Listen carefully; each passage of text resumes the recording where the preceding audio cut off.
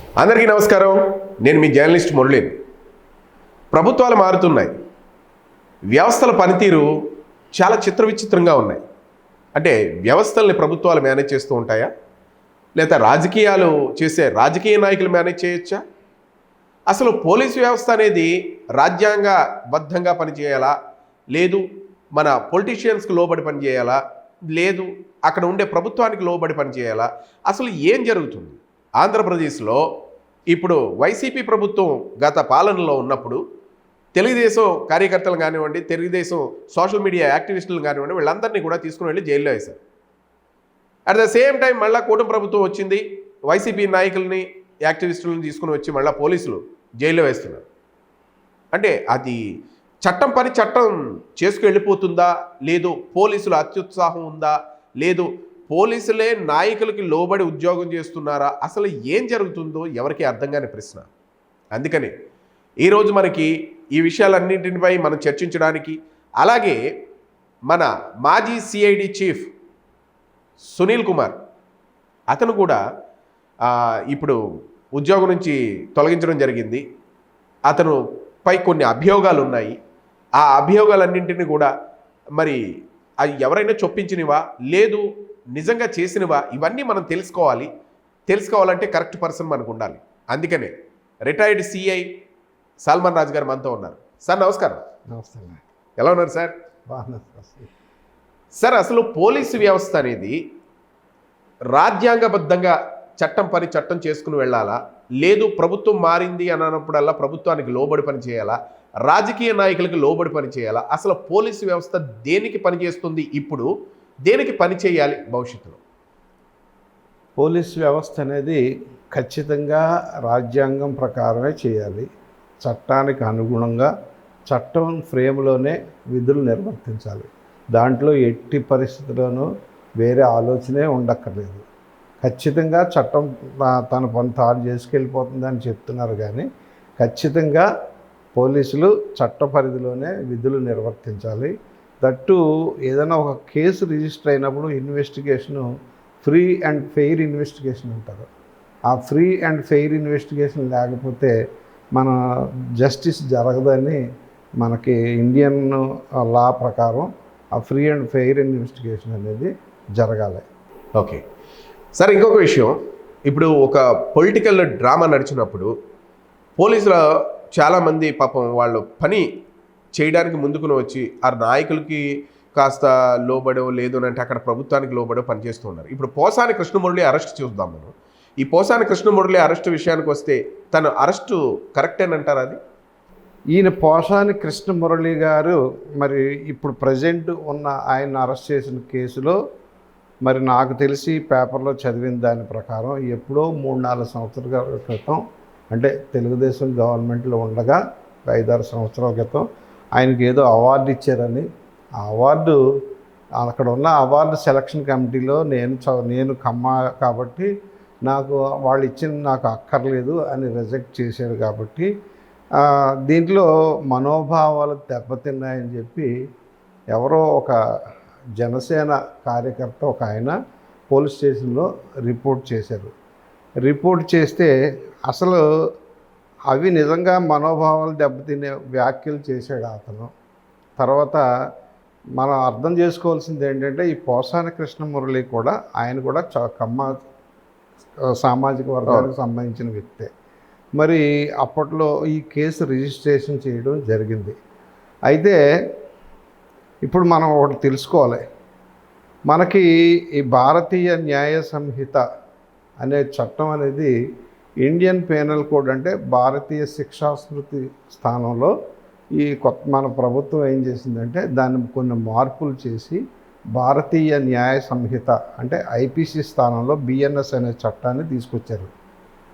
అయితే ఈ చట్ట ప్రకారం పాత సిఆర్పిసి ప్రకారం కానీ లేకపోతే కొత్త బిఎన్ఎస్ఎస్ అంటే భారతీయ నాగరిక్ సురక్ష సంహిత అనేది కొత్త సిఆర్పిసి పేరు అన్నమాట.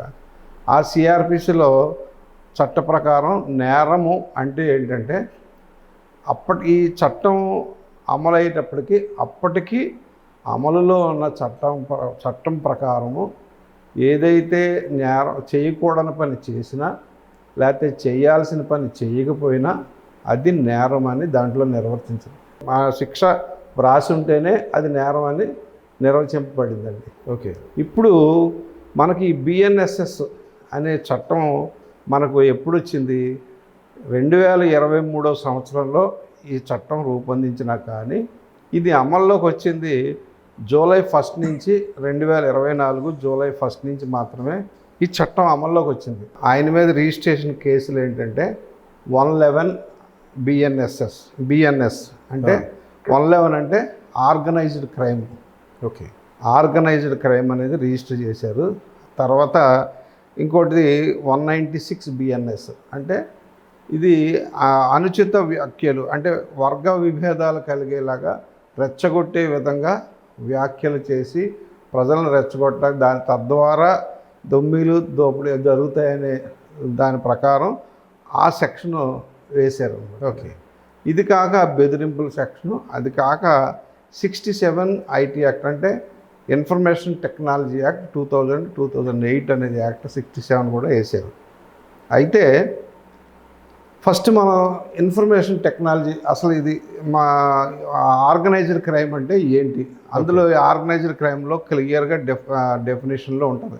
ఏదైతే ఈ ఆర్గనైజ్డ్ క్రైమ్లో దోపిడీలు కానీ లేకపోతే లెక్కర్ ట్రాన్సాక్షన్ కానీ లేకపోతే హ్యూమన్ ట్రాఫికింగ్ కానీ లేకపోతే ఇటువంటి కొన్ని కేసులు ఉన్నాయి. తర్వాత ప్రాపర్టీ థెఫ్ట్ వెహికల్స్ థెఫ్ట్స్ కానీ కంటిన్యూగా చేస్తున్న వాళ్ళకి అందులో ఇంకొకటి ఏంటంటే ఈ కిడ్నాప్లు, డబ్బుల కోసం కిడ్నాప్లు, తర్వాత హైడ్ అసెసినేషన్ అంటే కిరాయికి హత్యలు చేయడం, తర్వాత అండర్ గ్రౌండ్ డాన్స్ ఉంటారు చూడండి కొన్ని చోట్ల, మా ముంబై అటువంటి చోట్ల అండర్ గ్రౌండ్ డాన్స్ని, అలాంటి వాళ్ళని కంట్రోల్ చేయడం కోసం పెట్టిన సెక్షన్ ఇది. ఓకే. అయితే మనకేంటంటే ఇందులో సైబర్ క్రైమ్ అనేది కూడా పెట్టారు.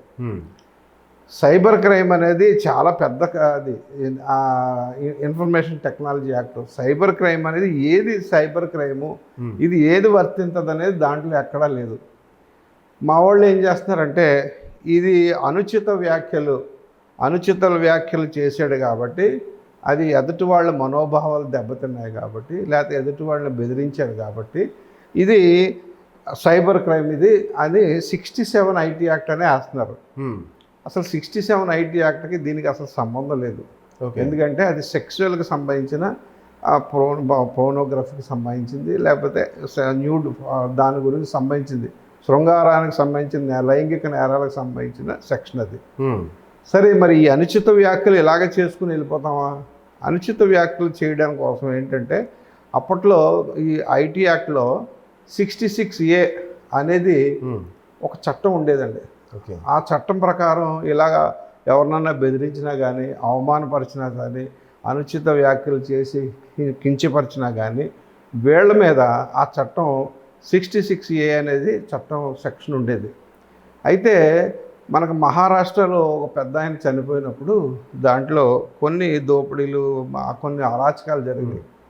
అప్పుడు ఏమైందంటే ఒక ఇద్దరు అమ్మాయిలు స్టూడెంట్స్ ఎవరో ఒక షేర్ చేశారు, ఇటువంటి ఇలా జరిగిన దానికి ఇలా చేశారని ఒక తమ భావాన్ని వ్యక్తీకరించి ఆ భావాన్ని షేర్ చేశారు. దాని నిమిత్తం అప్పటి ప్రభుత్వం అక్కడ ప్రభుత్వం మహారాష్ట్ర ప్రభుత్వం ఆ ఇద్దరు అమ్మాయిల్ని అరెస్ట్ చేసి జైలుకి రిమాండ్ పంపడం జరిగింది. అయితే శ్రేయా సింఘాల్ అని ఒక అమ్మాయి, ఆ అమ్మాయి న్యాయ విద్యార్థిని, అంటే లా కోర్స్ చదువుతున్న విద్యార్థిని అనమాట. ఆ అమ్మాయి ఇవన్నీ గమనించి దీని మీద బాగా రీసెర్చ్ చేసి దాని సీనియర్స్ని పట్టుకొని ఆమె సుప్రీంకోర్టులో ఒక పిల్ వేసిందండి. అసలు ఇది వాక్ స్వాతంత్ర్యానికి విఘాతం కలుగుతుంది, రాజ్యాంగం వాక్ స్వాతంత్ర్యం ఇచ్చింది కదా, కాబట్టి వాక్ స్వాతంత్ర్యానికి విఘాతం కలుగుతుంది, దీని మీద ఏదైనా నిర్ణయం తీసుకోండి అని చెప్తే సుప్రీంకోర్టు పూర్తిగా దీన్ని స్టడీ చేసి దీని మీద చాలా విచారణ చేసి చాలా జడ్జిమెంట్స్ రివ్యూ చేసిన తర్వాత అసలు 66A అనేది ఈ అనుచిత వ్యాఖ్యలకు వర్తించదని 66A అనే చట్టాన్ని రద్దు చేశారు. ఓకే. అయినా ఇప్పుడు పోలీసులు 67A అనే దాన్ని పెట్టి కేసులు పెడుతున్నారు. ఎస్, 67A పెడుతున్నారు. అయితే ఇప్పుడు 111 ఆర్గనైజ్డ్ క్రైమ్ అన్నారు కదా, ఆర్గనైజ్డ్ క్రైమ్లో ఈ 66 బదులు 67 వేసేస్తున్నారు. ఎందుకంటే సైబర్ క్రైము, ఇది సైబర్ క్రైమ్ చేశాడు కాబట్టి 67A అనుచిత వ్యాఖ్యలు చేశాడని చెప్పేసి అతని మీద వేసేస్తున్నారు. అయితే ఈ ఆర్గనైజ్డ్ క్రైమ్ కూడా ఉండాల్సిన క్వాలిటీస్ ఏంటంటే, ఎవరైతే వ్యక్తి లేకపోతే వ్యక్తులు ఒక గ్రూపు వాళ్ళ మీద, ఎవరైతే వ్యక్తి సపోజ్ పోసాని మురళీకృష్ణ గారు అనుకోండి, ఆయన మీద గతంలో ఒక 10 సంవత్సరాల లోపు ఇదే తరహా నేరాన్ని కోర్టులో ఛార్జ్షీట్ వేసి ఉండాలి. కోర్టులో ఛార్జ్షీట్ పెండింగ్లో ఉండాలి, ట్రయల్లో ఉండాలి. అప్పుడు మాత్రమే ఆయనకి ఆర్గనైజ్డ్ క్రైమ్ వర్తిస్తుంది. ఇంకొక విషయం ఏంటంటే, ఇంపార్టెంట్ విషయం, ఇది ఫైనాన్షియల్ బెనిఫిట్ అనేది ఆ వ్యక్తికి ఫైనాన్షియల్ బెనిఫిట్ అనేది ఉండాలి ఖచ్చితంగా. ఎవరైతే ఆర్గనైజ్డ్ క్రైమ్ అని మనం నేరస్తుడిగా చూపిస్తున్నామో అతనికి ఫైనాన్షియల్ బెనిఫిట్ అనేది ఉండాలి ఖచ్చితంగా. మరి ఈ చట్టంలో మన వాళ్ళు చెప్పింది ఏంటంటే 3,80,000 అతనికి ఏదో ఇచ్చారు, ఏది మంత్లీ సోషల్ మీడియాలో పోస్టులు పెట్టినందుకు ఇచ్చారు. పోస్టులు పెట్టినందుకు ఆ పోస్ట్కి ఇచ్చిన రెమ్యూనరేషన్ అది ఫైనాన్షియల్ బెనిఫిట్గా వాళ్ళు చూసుకుంటే మనం ఏం చెప్పలేము. కానీ అది ఫైనాన్షియల్ బెనిఫిట్ ఉండాలి. తర్వాత అతని మీద ఇంతకుముందు ప్రీవియస్గా సేమ్ ఇదే తరహా ఛార్జ్ షీట్ అనేది ఫ్రేమ్ అయి ఉండాలి. అప్పుడు మాత్రమే ఆ కేసు వర్తిస్తుంది. అయితే ఇప్పుడు 66A ఎప్పుడైతే రద్దుపరిచిందో అప్పుడు ఆర్గనైజ్డ్ క్రైమ్ అనేది ఇతనికి వర్తించదు. ఇక మిగిలింది ఏంటంటే ఓన్లీ 193, 196 అంటే మన ఈయన చేసే వ్యాఖ్యల వల్ల వర్గ విభేదాలు లేకపోతే కుల ప్రాతిపదిక మీద వర్గ విభేదాలు ఇవన్నీ వచ్చి లా అండ్ ఆర్డర్ ప్రాబ్లం ఉంటుంది, దోపిడీలు అయిపోతాయనే ఉద్దేశంతో ఆ చట్టాన్ని గతంలో అయితే 153A IPC అని ఉండేది, ఇప్పుడు 196 BNS ఆ సెక్షన్ ప్రకారం దాన్ని పెట్టారు. మరి పోసాని కృష్ణ మురళి గారిని రిమాండ్ పంపినప్పుడు కూడా జడ్జి గారు అదే కామెంట్ చేశారు. రిమాండ్ ఇచ్చేటప్పుడు ఆయన ఏం కామెంట్ చేశారంటే, ఇది ఆర్గనైజ్డ్ క్రైమ్ రాదు, ఎందుకు నేను చెప్పింది అది, ఇది ఆర్గనైజ్డ్ క్రైమ్ అనేది వర్తించదు. తర్వాత 67 IT యాక్ట్ అనేది దీనికి అసలు సంబంధమే లేదు. ఆ 2 సెక్షన్లు తీసేయి, ఆ 2 సెక్షన్లు దీనికి పనిచేయవు. ఆర్గనైజ్డ్ క్రైమ్ అయితే 10 years పైన లైఫ్ ఇంప్రిజన్మెంట్ ఉంటుంది శిక్ష. 67 యాక్ట్కి ఓన్లీ 3 years పైన ఉంటుంది శిక్ష. ఇక మధ్యలో 196 BNS ఉంది కదా, అనుచిత మన రెచ్చగొట్టే వ్యాఖ్యలు వర్గ విభేదాలు దాని గురించి, దానికి మాత్రం అది 5 years అంత శిక్ష. కాకపోతే దాంట్లో మ్యాజిస్ట్రేట్ గారు రిమాండ్ ఇచ్చారు. దాంట్లో ఎందుకు రిమాండ్ ఇచ్చారంటే, పాత 41A CRPC ప్రకారం అంటే ఇలాగ 7 సంవత్సరాల లోపు వ్యక్తులు ఏదైనా నేరంలో వ్యక్తుల్ని అరెస్ట్ చేయాల్సి వస్తే అరెస్ట్ చేయకూడదు, 41A నోటీస్ ఇచ్చి నోటీస్ సర్వ్ చేయాలి, అరెస్ట్ చేయకూడదు అని మనకి చట్టం చెప్తుంది. అయితే ఈ అర్నేష్ కుమార్ జడ్జిమెంట్ అన్నది ఉంది. దాంట్లో అంటే ప్రతి కేసులో 7 సంవత్సరాల లోపు ఉన్న శిక్ష పడే కేసులో ఖచ్చితంగా 41A నోటీస్ ఇవ్వాలి, రిమాండ్ పంపకూడదు అనేది ఒక విధమైనది. అయితే ఈ 41 అది క్యాపిటల్ A, ఇది మామూలు A, 41A స్మాల్ A. ఆ స్మాల్ A 1లో ఏంటంటే దాంట్లో 4-5 సెక్షన్లు ఉన్నాయి.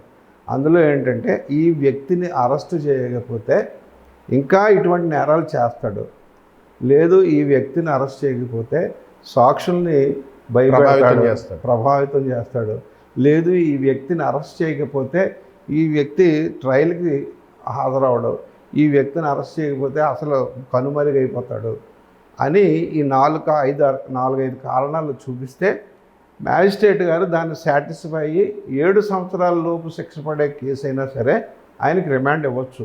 ఓకే, ఆ ఉద్దేశం ప్రకారమే పోసాని కృష్ణమురళి గారికి రిమాండ్ చేసి ఉంటారు. అది యాక్చువల్గా అవి బెయిల్ ఇవ్వదగ్గ కేసులే కాబట్టి ఇది పోసాని కృష్ణమురళి గారు దాంట్లో.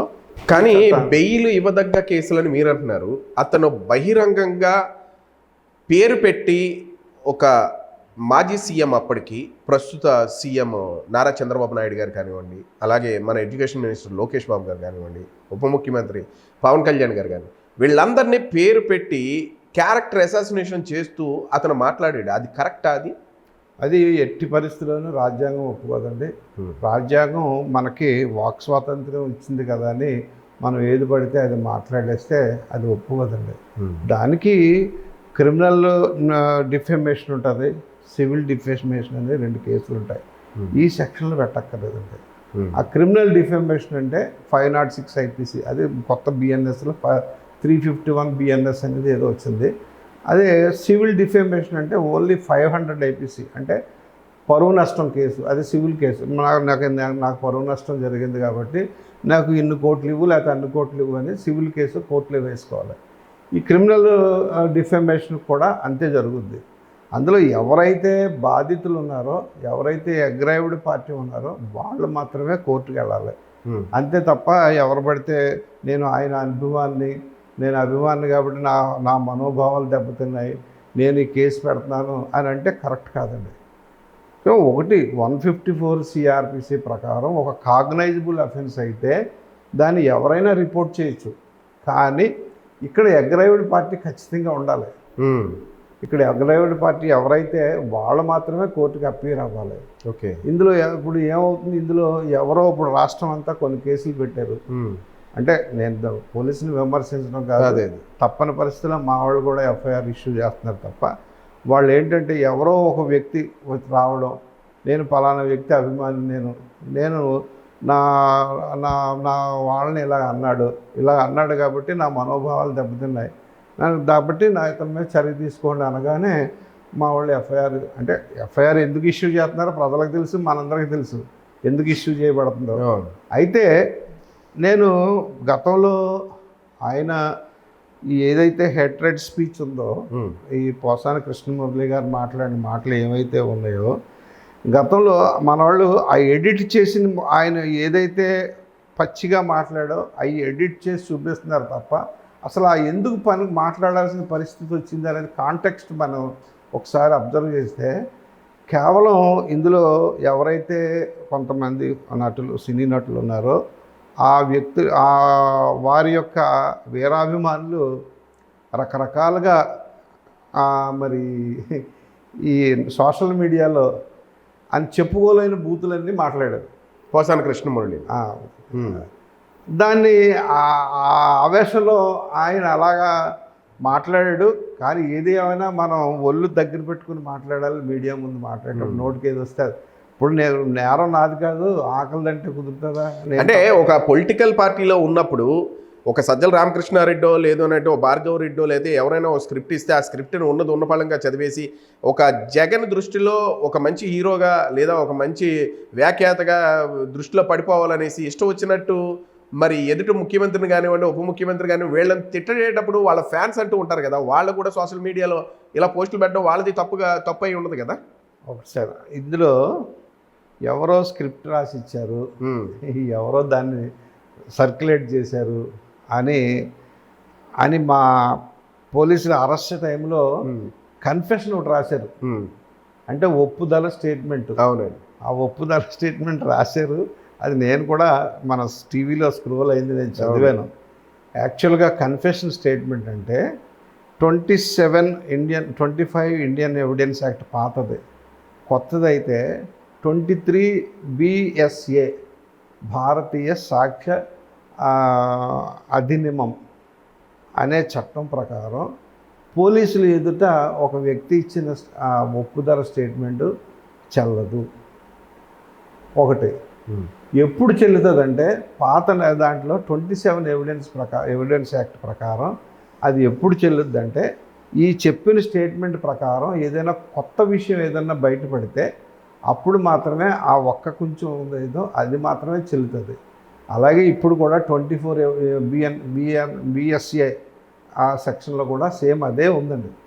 ఏదైనా ఈ పోలీసు ఎదుట ఇచ్చిన స్టేట్మెంట్లో ఏదైనా కొత్త విషయం కానీ వస్తే దాన్ని క్రైటీరియా తీసుకుంటారు కోర్టు, అంతే తప్ప ఇప్పుడు మరి యాక్చువల్గా ఇప్పుడు అందులో మనకి ఇప్పుడు మీరు అన్న సజ్జల రామకృష్ణారెడ్డి, సజ్జల భార్గవరెడ్డి గారు, వీళ్ళిద్దరి పేర్లు కూడా దాంట్లో వచ్చినాయి. మరి నేను యాజ్ ఏ పోలీస్ ఆఫీసర్గా నేను కన్ఫెషన్లు రాస్తాం, ఆ కేసు కాస్త దాన్ని స్టాండ్ అవడం కోసం ఏదో రాస్తుంటాం. మరి నిజంగా పోసాని కృష్ణమురళి గారు అలాంటి స్టేట్మెంట్ చెప్పారంటే నేనైతే నమ్మట్లేదు.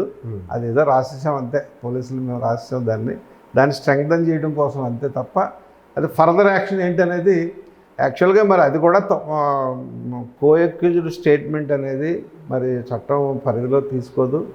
మరి అది రాసిన తర్వాత ఈ స్టేట్మెంట్ మీదే వాళ్ళని అరెస్ట్ చేయడం అనేది జరిగితే మరి తర్వాత దానికి ఏంటో కొరాబరేటివ్గా చూసుకోవాలి. వాళ్ళు కొరాబరేటివ్ ఎవిడెన్స్ ఉంటేనే అది ఆయన్ని మిగిలిన వాళ్ళని అరెస్ట్ చేయడానికి ఉపయోగపడుతుంది. సార్, పోసాని కృష్ణమురళి అరెస్ట్ తర్వాత పీటీ వారెంట్లు ఎక్కువ వేశారు, తిరుపతిలో కానివ్వండి, మిగిలిన ఏరియాలో కానివ్వండి.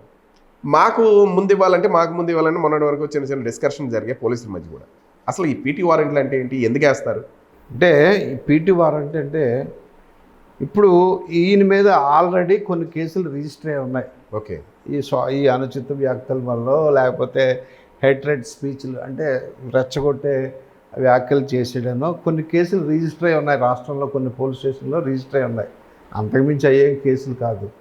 అయితే అప్పట్లో ఆ కేసుల్లో బహుశా మరి ఈ 153A అని ఏదైతే నేను చెప్పానో ఆ కేసు తప్ప, ఆ సెక్షన్ తప్ప మిగిలిన 500 ఐపీసీ, 506 ఐపీసీ ఆ కేసుల్లో వ్యక్తిగతంగా ఎవరైతే బాధితులో వాళ్ళే కంప్లైంట్ చేసుకోవాలి.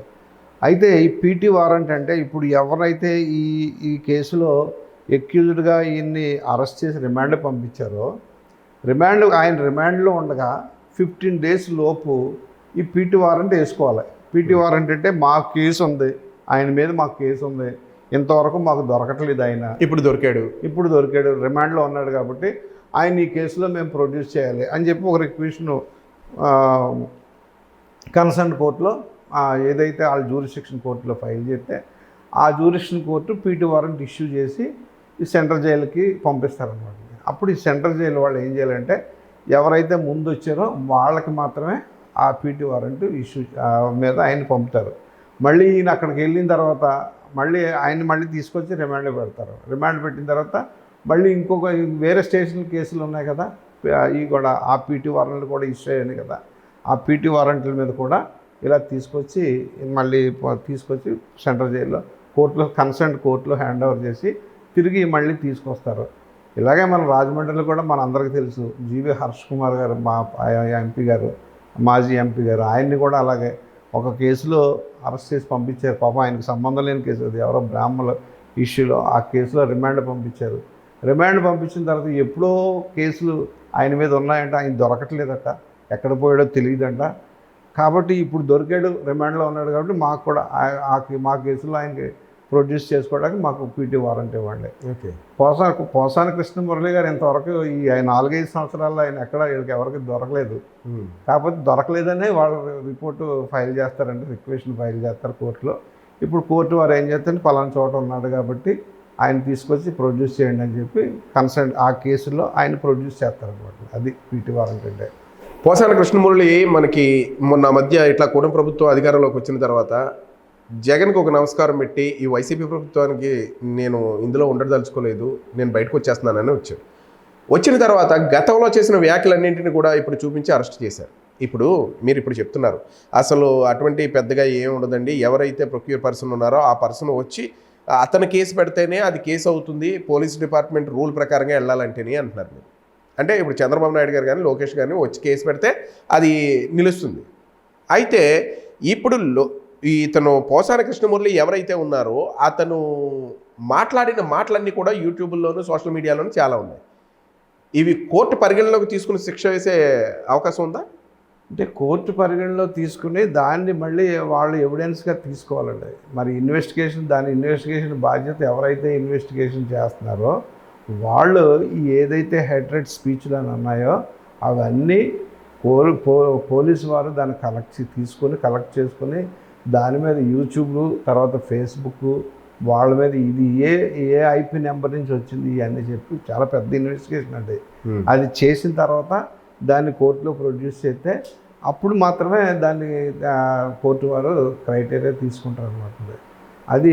అదంతా ఇన్వెస్టిగేషన్ ఎవరైతే చేస్తున్నారో ఆ ఇన్వెస్టిగేషన్ ఆఫీసర్ యొక్క బాధ్యత అంతే. అది ఆ జడ్జి గారు తనంతా తానుగా ఆయన తీసుకుని చేయడానికి లేదండి. అది కేవలం అంటే ఇన్వెస్టిగేషన్ ఆఫీసరు ఆ యూట్యూబ్లో ఏదైతే హేట్రెడ్ స్పీచ్లు అని వచ్చినాయో ఆ స్పీచ్లన్నీ ఆయన మళ్ళీ కాపీ చేసి మళ్ళీ యూట్యూబ్ దగ్గర నుంచి కానీ ఫేస్బుక్ దగ్గర నుంచి కానీ లేదా గూగుల్ దగ్గర నుంచి కానీ వాళ్ళు లెటర్ పెట్టి అది తీసుకోవాలి. ఎవరైతే నోడల్ ఆఫీసర్ ఉంటారో ఆ నోడల్ ఆఫీసర్ని మళ్ళీ ఇందులో ఎవిడెన్స్గా పెట్టాలి. అది కాబట్టి అంత ఈజీ కాదు, కానీ చెయ్యాలి.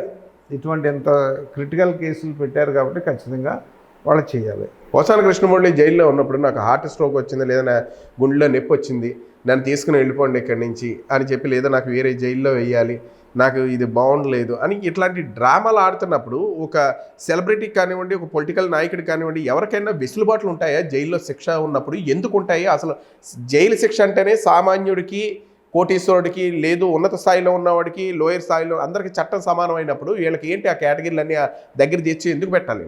అంటే ఇందులో మనం అర్థం చేసుకోవాల్సింది ఏంటంటే రిమాండ్ ప్రిజనర్, కాన్విక్ట్ ప్రిజనర్ అంటారు. రిమాండ్ ప్రిజనర్ అంటే పోలీసు వారు అరెస్ట్ చేసిన తర్వాత ఆ జ్యుడిషియల్ కస్టడీకి మాత్రమే పంపుతారండి రిమాండ్ ప్రిజనర్.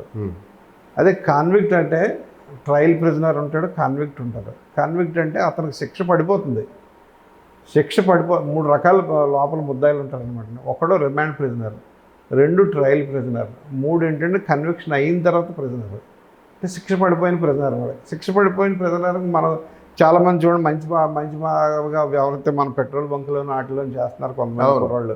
వాళ్ళు నిజంగా ఏంటంటే వాళ్ళ కన్విక్షన్ అయిపోయింది, శిక్ష పడిపోయింది. ఆ శిక్షలో వీళ్ళు మారిన మనుషులుగా మంచిగా బతుకుతున్నారు కాబట్టి వాళ్ళని తీసుకొచ్చి పెట్రోల్ బంకుల్లో వాటిలో పని చేస్తున్నారు. అలాగే ట్రయల్ విచారణ ఖైదీలు ఉంటారు. విచారణ ఖైదీలు ఏంటంటే ఆల్రెడీ కోర్టులో ఛార్జ్షీట్లు పెట్టేసి ట్రయల్ జరుగుతూ ఉంటుంది, విచారణ జరుగుతూ ఉంటుంది. వీళ్ళ మీద సాక్షులను ప్రొడ్యూస్ చేయాలి, సాక్షులు విచారణ జరుగుతుంది, అందులో ఎవిడెన్స్ అంతా కలెక్ట్ చేస్తుంటారు. అది ట్రయల్ ప్రిజనర్స్ అంటారు. ట్రయల్ తర్వాత ఇది రిమాండ్ ప్రిజనర్ అండి. రిమాండ్ ప్రిజనర్ అంటే కోర్టు వారు ఈ 24 గంటల లోపు ఏ ముద్దాయినన్నా సరే 24 గంటల లోపు పోలీస్ స్టేషన్లో ఉంచుకోకూడదు, జ్యుడిషియల్ కస్టడీకి పంపాలి. అది మన రాజ్యాంగం ఇచ్చిన రూల్ అది. దాని ప్రకారం 24 గంటల్లో పోలీస్ స్టేషన్లో ఉంచుకోవడానికి వీల్లేదు కాబట్టి వాళ్ళని కోర్టు పంపుతారు. కోర్టు పంపిన తర్వాత వాళ్ళని జ్యుడిషియల్ కస్టడీకి పంపుతారు అన్నమాట. ఆ జ్యుడిషియల్ కస్టడీలో ఉన్న వాళ్ళు మాత్రమే ఈ పోసాని కృష్ణమురళి గారు వీళ్ళందరూ. అయితే చట్టం ముందు అందరూ సమానమే. అక్కడ ఇది సెలబ్రిటీ అని కానీ లేదా ఇంకోటి అని కానీ ఏమీ ఉండదు. అక్కడ సెంట్రల్ జైల్లో ఖచ్చితంగా వాళ్ళకి ఏది ఇస్తారో వీళ్ళకి అదే ఫుడ్ పెడతారో, వాళ్ళకి ఏమి ఇస్తారో వీళ్ళకి అదే చేస్తారు. దానికి వేరే ఫెసిలిటీస్ ఏమి ఇవ్వరండి. కాకపోతే ఈ హార్ట్ అటాక్ వచ్చింది, హార్ట్ పెయిన్ వచ్చింది అనేది మరి అది స్వవిషయం. మనం ఎందుకంటే ఆయన హార్ట్ పేషెంట్ అని మరి అందరూ చెప్తున్నారు, అది వాళ్ళ ఫ్యామిలీ మెంబర్స్ చెప్పారు. ఈ టెన్షన్ వల్ల బీపీ పెరిగి ఏమైనా హార్ట్ ట్రబుల్ వచ్చిందో లేకపోతే ఏంటో మనకు తెలియదు. లేదా నిజంగా ఒకవేళ ఎందుకులే ఇక్కడ ఉండడం బదులు హాస్పిటల్లో ఉండొచ్చు అని ఏమన్నా ఆయన ప్లాన్ చేసుకుని అలా చేశారో మనకు తెలియదు. అది డ్రామా అని మాత్రం నేనైతే చెప్పలే. సార్ ఒక విషయం, ఇక్కడ ఈ సోషల్ మీడియా అంటే పోసాని కృష్ణమురళి ఎంత దారుణంగా మాట్లాడినప్పుడు అతనికి సరైన శిక్ష పడలేదని అనుకుందాం, లేదా కోర్టులో వదిలేసేయని అనుకుందాం. రేపొద్దున మరొక నాయకుడు కూడా వచ్చి ఆ సోషల్ మీడియా వేదికగా క్యారెక్టర్ అసాసినేషన్ చేసి మిగిలిన నచ్చని నాయకులను తిట్టి మిగిలిన వాళ్ళని ఏమో అబ్యూస్గా మాట్లాడి ఇలా చేస్తే చట్టం ఏమీ చేయదా? సరే, ఇప్పుడు మంచి ప్రశ్న అడిగారు మీరు. ఇప్పుడు పోలీసులు 153A అనే సెక్షన్ ఎందుకు ఉపయోగిస్తున్నారు? 196 BNSA అనే సెక్షన్ ఎందుకు ఉపయోగిస్తున్నారు? ఏంటంటే అది ఈయన చేసిన వ్యాఖ్యల వల్ల వర్గ వైషమ్యాలు వస్తాయి, తద్వారా దోపిడీలు అయిపోతాయి అని చూపిస్తూ ఆ సెక్షన్ వేస్తున్నారు. ఇందులో అన్ని కేసుల్లో పోలీస్కి అధికారం ఇవ్వలేదండి. చట్టం అన్ని కేసుల్లో పోలీస్కి అధికారం ఇవ్వలేదు. కాగ్నైజబుల్, నాన్ కాగ్నైజబుల్ అని ఉంటాయి. ఓకే. కాగ్నైజబుల్ అంటే పట్టతగిన నేరాలు, నాన్ కాగ్నైజబుల్ అంటే పట్టకూడని నేరాలు, అంటే పోలీసులు పట్టకూడని నేరాలు. ఓకే. కాగ్నైజబుల్ అంటే వారెంట్ లేకపోయినా సరే పోలీసులు అరెస్ట్ చేయొచ్చు. అదే నాన్ కాగ్నైజబుల్ అంటే కేవలం కోర్టు వారి ఉత్తర్వులపైన మాత్రమే అరెస్ట్ చేయాలి. ఇప్పుడు ఈ 506 IPC వీళ్ళు హెడ్రెడ్ స్పీచ్లు లేకపోతే ఇలాగ బెదిరిస్తున్నారు, లేకపోతే నేను చంపేస్తాను అంటున్నాడు, అది ఇలాగ అంటున్నాడు, నిన్ను అవమానపరుస్తున్నాడు, ఇవన్నీ ఏంటంటే పరువుకు సంబంధించిన వ్యాఖ్యలు. అవును.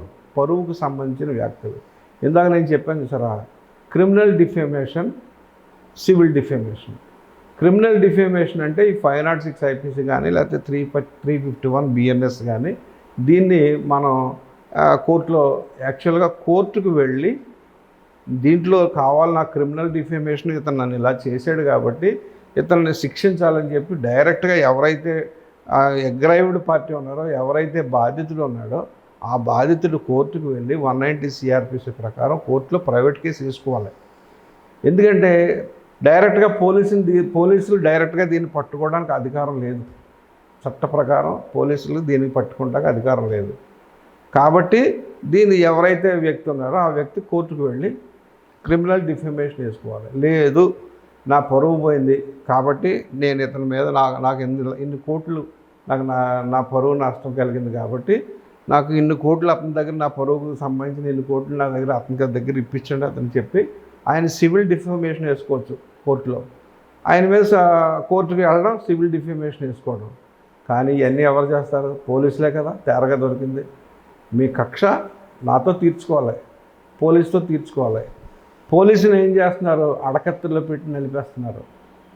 ఇలా నాయకులు, ఏ నాయకులు అన్నా సరే పోలీసుని అడకత్తుల్లో పెట్టి నలిపేస్తున్నారు. వీళ్ళు ఏం చేయాలి? ఇతను ఖచ్చితంగా రిమాండ్ పంపాలి. తెలుసు, పోలీసుకి తెలియక కాదు, ఆర్గనైజ్డ్ క్రైమ్ రాదు అని తెలుసు, లేకపోతే 67 ఐటీ యాక్ట్ రాదు అని తెలుసు పోలీసుకి. మధ్యలో ఏం చేశారు? ఈ సెక్షన్ వేశారు, ఏది హ్యాట్రెడ్ స్పీచ్ల సెక్షన్ వేశారు. కానీ కనీసం దీంట్లో అన్న ఎందుకంటే కాగ్నైజబుల్ కాదు, మిగిలిన రెండు కాగ్నైజబుల్ కాదు. మిగిలిన కేసు మామూలు 506 అంటే డిఫెమేషన్ కేసు కాగ్నైజబుల్ కాదు. కాగ్నైజబుల్ కాదు కాబట్టి నాన్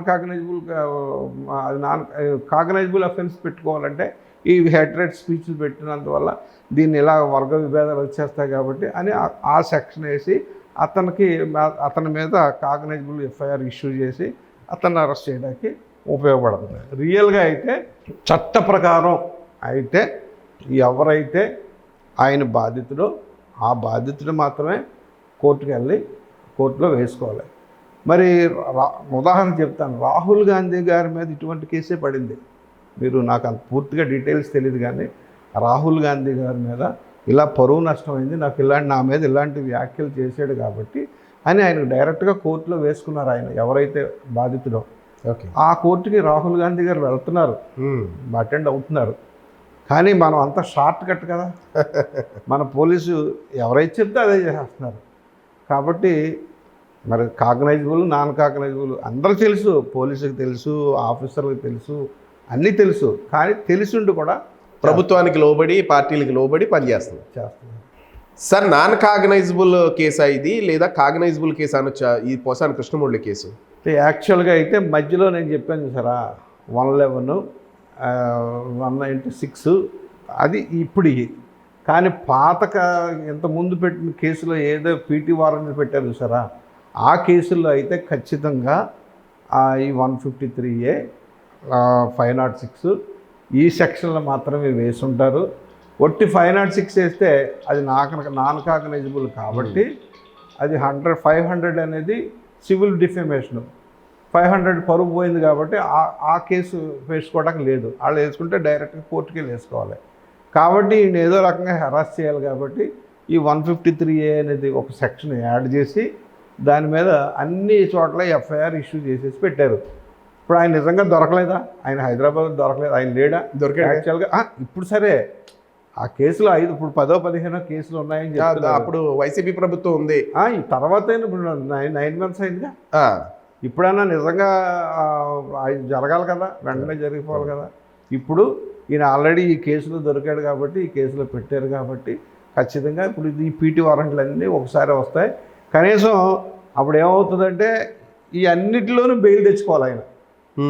ఈ అన్నిటిలోనూ బెయిల్ తెచ్చుకోవాలి, అన్ని కేసుల్లోనూ బెయిల్ తెచ్చుకోవాలి. కానీ కొత్తగా మరి ఈ 41A నోటీస్ ఇచ్చిన తర్వాత మరి జడ్జి గారి డిస్క్రిప్షన్ అది ఒక్కర్లేదు, 41A నోటీస్ ఇవ్వండి అని చెప్పొచ్చు జడ్జి గారు. 41A నోటీస్ ఇచ్చి తీసుకోండి చాలు, మీరు పీటీ వారెంట్ అక్కర్లేదని ఎక్కడైతే పీటీ వారెంట్ ఫైల్ చేస్తున్నారో ఆ పీటీ వారెంట్ ఇష్యూ చేసే మ్యాజిస్ట్రేట్ గారు 41A నోటీస్ ఇవ్వండి చాలు అని చెప్పొచ్చు ఆయన. కానీ మరి ఆ మ్యాజిస్ట్రేట్లు ఎవరు చెప్పట్లేదు, వాళ్ళు కూడా ధైర్యం చేయట్లేదు, మనకెందుకులే గోలంతనని. కానీ ఇక్కడ ఈ పోసాని కృష్ణమురళి అరెస్ట్ మొత్తం ఇలా సోషల్ మీడియా నోటి తాట ఉన్న వాళ్ళందరికీ ఒక గుణపాఠం అని అనుకోవచ్చా? ఆయన ఒక్కడే కాదండి, ఇంకా చాలా మంది ఉన్నారు. అదే వాళ్ళందరూ కూడా సేమ్ మీరు చెప్పినట్టు తీసుకుని వచ్చేసేస్తే ఇన్ ఫ్యూచర్ ఎవరైనా మాట్లాడడానికి భయపడొచ్చా? భయపడాలి. భయపడడం అంటే ఇప్పుడు ఒకటి సార్, భయపెట్టి జనాల్ని మనం మార్చుదాం అనేది కరెక్ట్ కాదు సార్. ఒక వ్యక్తిత్వం అనేది ప్రతి మనిషికి వ్యక్తిత్వం అనేది ఉండాలి. నాకు ఈరోజు 69 సంవత్సరాల వయసు అండి. ఈ చండాలం ఈ మధ్యనే చూస్తున్నా. వ్యక్తిగత హననం, వ్యక్తిత్వ బాడీ షేమింగ్. మరి స్పీకర్ గారు అన్నారు ఇప్పుడు ఆయన్ని మరి మన రాజమండ్రికి సంబంధించిన ఒక నాయకుడు ఆయన బాడీ షేమింగ్, ఆయన్ని ఎంత బాడీ షేమింగ్ చేశాడంటే అంత దారుణంగా బాడీ షేమింగ్ చేశారు ఆయన్ని. అంటే ఈ మధ్యకాలన్నీ కూడా భ్రష్టు పట్టుపోతున్నట్టే కదండి ఇది. ఈ మధ్యకాలంలో ఈ మధ్యకాలం విలువలు లేవు. నేను చూశాను రాజశేఖర రెడ్డి గారి వరకు చూశాను. రాజశేఖర రెడ్డి గారు అంటే ఇప్పుడు వైసీపీ ప్రభుత్వానికి ముందు, వైసీపీ ప్రభుత్వం వచ్చిన తర్వాత అన్నట్టు మారిపోయాయి కదా రాజకీయాలు. రాజకీయాలు అయితే మారే. అంతకుముందు చాలా గౌరవంగా, హోందాతనంగా ఒక అసెంబ్లీలో మాట్లాడుకునే విధానం కానివ్వండి, బయట మాట్లాడుకునే విధానం కానివ్వండి, ఒక హోందాతనంగా ఉండేది. ఇప్పుడు ప్రెస్ మీట్లు అంటే బూతులు, వ్యక్తిత్వ హననాలు, అలాగే క్యారెక్టర్ అసాసినేషన్, బాడీ షేమింగ్. మరి ఆడలేదు మగాలేదు, ఎవరిని పడితే అలాగా నిజంగా మరి వాళ్ళు నిజంగా ఏమనాలంటే ఇటువంటి వ్యక్తుల్ని వాళ్ళ పేరెంట్స్, వాళ్ళ గురువుల్ని మనం నిందించాలండి. ఎందుకంటే ఇలాంటి సంస్కారం నేర్పకుండా ఎలా వదిలేశారు మిమ్మల్ని అని చెప్పి మనం వాళ్ళనే తిట్టాలి. సరే, ఒక ఫిల్మ్ ఇండస్ట్రీకి ఒక సినిమా రిలీజ్ చేయాలంటే సెన్సార్ సర్టిఫికేట్ ఇస్తారు. సోషల్ మీడియాకి సెన్సార్ లేకపోవడమే వీళ్ళ బూతులకి కారణం పరాకాష్ట అంటారా? మీరు చాలా వెనకబడి ఉన్నారు సార్. ఆర్జీవి గారు మీరు స్టేట్మెంట్, రామ్ గోపాల్ వర్మ గారి స్టేట్మెంట్లు వింటే మీరు గతంలో ఆయన తీసిన సినిమాలు, మరి ఆ సినిమాలు తీసినప్పుడు ఆయన క్లియర్గా చెప్పాడు, సోషల్ మీడియాకి యూట్యూబ్కి ఎక్కడ దీనికి సెన్సార్షిప్ లేదు, మనం ఏదైనా చేసి మాట్లాడవచ్చు అని. దాన్ని చెయ్యాలి. మరి కేంద్ర ప్రభుత్వం అవన్నీ ఆలోచించుకుని దీన్ని ఎలాగ కట్టడి చేయాలనేది పార్లమెంట్లోనూ అసెంబ్లీలోనే దీన్ని చేయాలి తప్ప పోలీసుని ఎంతసేపు నిందించి పోలీసుని అడకత్తిలో వాళ్ళు కూడా అడకత్తిలో పోక చెక్కలాగా ఇటు ప్రభుత్వానికి అటు వాళ్ళ మధ్యలో నలిగిపోయే వాళ్ళని ఏం చేయలేక ఇటు నాయకులకి చెప్పలేక మీ పోలీసులు కూడా చాలా ఇబ్బంది పడుతున్నారండి. ఎందుకంటే ఈ పరిస్థితుల్లో నేను ఉద్యోగంలో లేకపోవడం నేను చాలా అదృష్టమని చెప్తున్నాను. ఎందుకంటే ఖచ్చితంగా నేను కాదు అనే చెప్తాను. నా ఫ్యూచర్, నా గతంలో ఇటువంటి ఇష్యూస్ చాలా వచ్చినాయి. నేను చెయ్యలేదు కాబట్టి నన్ను తీసుకెళ్ళి ఆ పోలీస్ స్టేషన్కి తీసుకెళ్ళి అడవికి పంపించిన వాళ్ళు ఉన్నారు. అక్కడి నుంచి తీసుకెళ్ళి విఆర్ అని చెప్తున్నా, వేకెన్సీ రిజర్వ్ ఉన్నారు, వేకెన్సీ రిజర్వ్ పంపించి నెల పెట్టిన వాళ్ళు ఉన్నారు. కాకపోతే మనం కాదు అని అనుకుంటే అది ఫేస్ చేయాలి, లేదు అవును అనుకుంటే చాకరీ చేయాలి. మన మనశ్శాంతి లేదు, మనస్సాక్షి లేదు అని అనుకుంటే మనం ఎవరు చెప్తే ఆ పని చేయడమే. మనస్సాక్షి ఉన్న వాళ్ళు ఎవరు ఆ పని చేయడానికి ఒప్పుకోరండి. Thank you sir, thank you so much. చాలా మంచి విషయాలు చెప్పారు. Thank you. మరి సరికొత్త టాపిక్తో మళ్ళీ మీ ముందుకు వస్తాడు. ఈ వీడియో కనుక మీకు నచ్చినట్లయితే లైక్ చేయండి, షేర్ చేయండి. Thank you.